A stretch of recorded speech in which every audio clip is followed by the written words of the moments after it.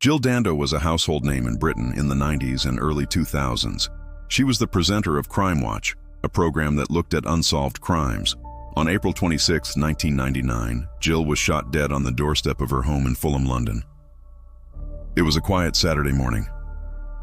Jill had just come back from a trip to the shops.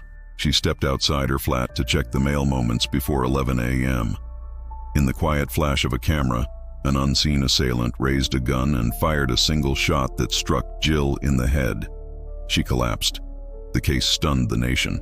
How could someone so public, so trusted, be taken with no witnesses, no suspects, no motive? At the time, her husband, a TV producer, said he couldn't think of anyone who would want to hurt her. And that's still the case. Her death is still being investigated. In 2001, a man named Barry George was convicted of Jill Dando's murder. For many years, it felt like closure.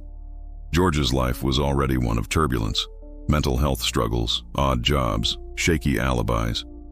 But over time, his conviction unraveled. His case was re-examined. Questions about forensic evidence, that single gunshot, and possible police errors began to surface. In 2008, George was acquitted in a retrial. The court judged that the evidence presented had not met the standard of beyond reasonable doubt. The conviction was quashed. Yet today, more than 2 decades after that fateful day in Fulham, no one else has been convicted.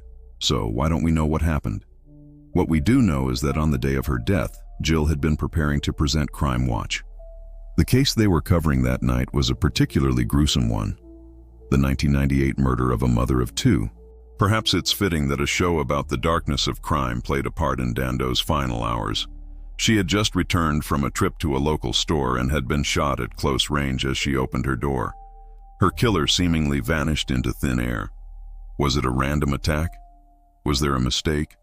Was it a professional hit? Police pursued all these lines of inquiry and more.